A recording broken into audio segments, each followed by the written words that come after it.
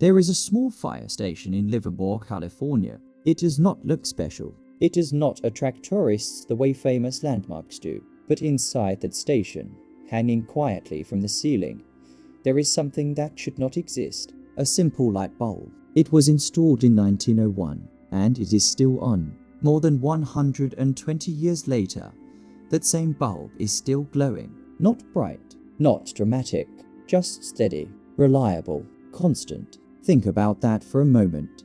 Most of us are used to light bulbs burning out after a year, maybe 2, sometimes just a few months. We replace them without thinking. We assume that is normal. We assume that is progress. But if a light bulb made in the early 1900s can still work today, then something uncomfortable begins to form in the back of your mind. If it was possible once, then why is it not possible now? The bulb in Livermore is known as the Centennial Light. It was manufactured by the Shelby Electric Company in Ohio.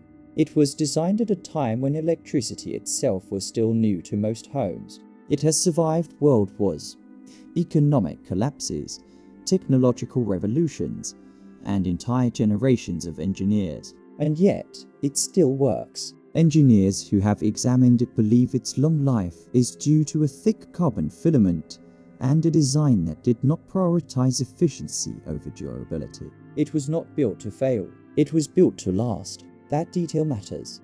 Because if durability was technically possible in 1901, then the story of modern light bulbs becomes harder to accept. In 1924, in Geneva, Switzerland, representatives from the largest light bulb manufacturers in the world gathered in secret. Companies from Germany, the Netherlands, France, the United Kingdom, and the United States came together. Their goal was not innovation, it was control. They formed what became known as the Phoebus Cartel, and one of their first decisions would quietly shape the next 100 years of consumer life. They agreed to limit the lifespan of light bulbs to 1,000 hours, not because it was impossible to make them last longer, but because longer-lasting bulbs were bad for business. Imagine that moment. Imagine executives sitting around a table, surrounded by blueprints and reports, deciding that the product lighting people's homes should fail sooner. Not because of safety, not because of science, but because durability reduced sales. This was not a rumor. It was not speculation. Documentation from the cartel shows internal testing programs designed to ensure bulbs did not exceed the 100-hour standard. Companies that produced bulbs lasting longer were fined. They were penalized for making something too good. Let that sink in. The bulb in Livermore was not an accident. It was proof that long-lasting light was achievable. But by the mid-1920s, durability had become a liability. The Centennial Light keeps glowing quietly in a small fire station, and in that quiet glow, it asks the question most people never think to ask. If things once lasted decades, what changed? In December of 1924, representatives from the most powerful light bulb manufacturers in the world gathered in Geneva, Switzerland. The meeting was not public. It was not announced. It was not meant to attract attention. These were companies that dominated the electric lighting industry. General Electric from the United States, Osram from Germany, Philips from the Netherlands, Compagnie des Lampes from France, Associated Electrical Industries from the United Kingdom. Together, they controlled the majority of the global market. Officially, the meeting was about standardization, cooperation, stability, the kind of language that sounds responsible and modern. But behind that language was something else. They created an organization called Phoebus SSA, Compagnie Industrielle pour le Développement de l'Éclairage. Most people simply call it the Phoebus Cartel. Its purpose was simple: divide markets, control production, stabilize profits, and one of its first technical objectives was the standardization of bulb lifespan. At the time, light bulbs varied in durability. Some lasted 1,500 hours. Some reached 1,000. A few could last much longer. There was no universal limit. From a consumer perspective, longer life meant better value. From a business perspective, longer life meant fewer repeat purchases. So the cartel made a decision that would quietly reshape the relationship between product and consumer. They agreed that no bulb should exceed 1,000 hours of life. Not approximately, not as an average, as a strict standard. This was not a suggestion. It was enforced. Internal documentation shows that a centralized testing laboratory was created in Switzerland. Member companies were required to send samples of their bulbs for evaluation. These bulbs were tested continuously, hour after hour, to measure their lifespan.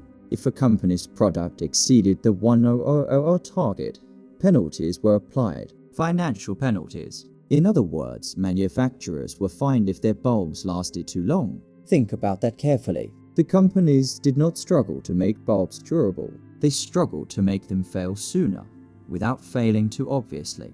Engineers had to adjust filament thickness, gas mixtures, and manufacturing tolerances to reduce longevity while maintaining brightness. It required precision, it required coordination, and it required silence. Because consumers were never told that this was happening, there was no announcement saying, "We have agreed to reduce the lifespan of your light bulbs." Instead, durability quietly decreased across the market. Gradually, consistently. To the average buyer, it felt like normal wear and tear. But behind the scenes, durability had become an economic threat. The cartel operated for more than a decade. Even after it formally dissolved in the late 1930s, the 1 hour standard remained the norm. The mindset had taken hold. A product that lasted too long was no longer considered excellence. It was considered inefficient. And that shift, more than the bulb itself, may have been the real invention of the 20th century. Because what happened in Geneva was not just about light. It was about redefining how long things should serve the people who buy them. Once the agreement was in place, the real work began. It is one thing to decide that a product should last 1000 hours. It is another thing to make sure it does not last 1200 or 1500 or more. The Phoebus Cartel did not rely on trust between companies. It relied on measurement. A central testing laboratory was established in Switzerland. Manufacturers from different countries were required to send samples of their bulbs on a regular basis. These samples were placed under continuous testing conditions. They were turned on and left running until they failed, hour after hour, day after day. Their lifespan was recorded carefully. If the average life of a batch exceeded the agreed standard, a report was issued, and with that report came financial penalties. This system created something unusual. Instead of competing to make better products, companies were competing to meet a limit. Too short, and consumers would notice obvious defects. Too long, and the company would be fined. So engineers had to find balance. Not excellence, balance. They adjusted the thickness of filaments. They modified the composition of gases inside the bulb. They refined manufacturing processes. Every change was calculated. The goal was not to create the strongest possible filament. The goal was to create one that would reliably fail close to 1000 hours. This is where something deeper begins to emerge. Because what we are seeing here is not an accident. It is not market forces acting naturally. It is not simple competition. It is coordinated design. The reduction of lifespan was intentional. The word planned obsolescence would only become popular later. But the mindset was already forming in the 1920s. A product that lasts too long is a problem. A product that needs to be replaced creates revenue. And once that idea is accepted, it does not stay limited to light bulbs. It becomes a philosophy. Over time, the 1 hour standard became normal. Consumers forgot that longer lifespans had once existed. New generations grew up assuming that bulbs burning out regularly was simply part of life. The centennial light in Livermore kept glowing quietly, almost like a contradiction, a reminder of what had once been possible. But most people never saw it. They saw only the replacement cycle. Buy, use, replace, buy, use, replace. This pattern slowly became the rhythm of modern consumption. And it started with something as simple as a light bulb. When you look at it that way, the meeting in Geneva was not just a business strategy. It was a turning point. It marked the moment when durability stopped being the ultimate goal of manufacturing, and profitability began to shape lifespan itself. That is a subtle change, but it changes everything, because once failure becomes engineered, trust begins to erode, and consumers rarely even realize it is happening. By the time the 1930s arrived, the idea had already taken root. Even though the original cartel structure eventually weakened, the 1-hour lifespan remained the global norm. Manufacturers had adjusted their engineering processes. Supply chains were aligned. Consumer expectations had shifted. The system no longer needed secret meetings in Geneva. The mindset had already been adopted, and that is where the story becomes more important than the light bulb itself. Because what the Phoebus Agreement demonstrated was not just coordination. It demonstrated that durability could be controlled intentionally, and that reducing lifespan could increase profit without most consumers ever realizing it. That realization did not disappear when the cartel faded. It evolved. In the decades that followed, the idea quietly spread into other industries.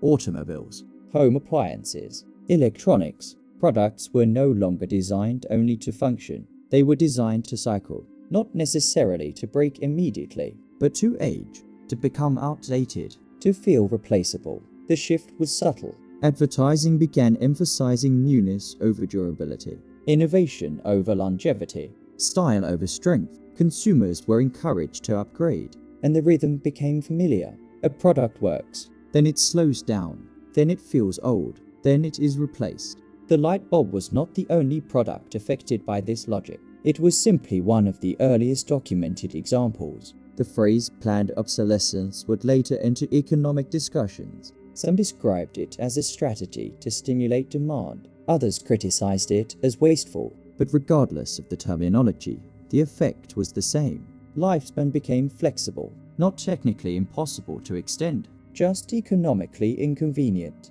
And this is where the emotional shift happens. Because when you buy something, you assume that the company that made it tried to make it as good as possible. You assume they improved it. You assume they wanted it to last. But what if the design goal was not maximum durability? What if the goal was repeat purchase? This does not require dramatic conspiracies. It does not require hidden villains in dark rooms. It only requires a change in incentive. If profit increases when products are replaced more often, then durability becomes a variable, not a principle. And once that variable enters the equation, trust becomes fragile. The centennial light still glows in California. It does not flicker dramatically. It does not demand attention. It simply exists as evidence. Evidence that longevity was achievable. Evidence that failure did not always need to be engineered. The real question is not whether companies were capable of making longer-lasting bulbs. The real question is when and why they decided not to. When you walk into a store today and buy a light bulb, you rarely think about Geneva in 1924. You do not imagine executives debating lifespan targets. You do not picture engineers carefully adjusting filaments to meet a financial standard instead of a technical one. You simply expect the light to work. And when it burns out, you replace it. The rhythm feels natural. But once you understand what happened in the early 20th century, something shifts. Because the Phoebus Agreement was not just about lighting homes. It was about redefining expectations. It quietly moved durability from being a goal to being a constraint. For generations before that shift, progress meant improvement, better materials, longer life, greater strength. After that shift, progress began to include something else: replacement. This is not about accusing every modern company of wrongdoing. It is not about claiming that every product is designed to fail. It is about recognizing a turning point, a moment when profitability began influencing how long things were allowed to serve the people who bought them. The centennial light still burns in that fire station. It has outlived empires, industries, and entire economic philosophies. It does not represent perfection. It represents possibility. It reminds us that longevity once existed without being considered inefficient, and that reminder changes how you see the present. The next time a device slows down after a few years, or an appliance stops working sooner than expected, or a product feels designed to be temporary, you might pause. Not in anger, not in paranoia, but in awareness. Because once you know that lifespan can be engineered, you begin to see products differently. You begin to ask better questions, and that may be the most important light of all.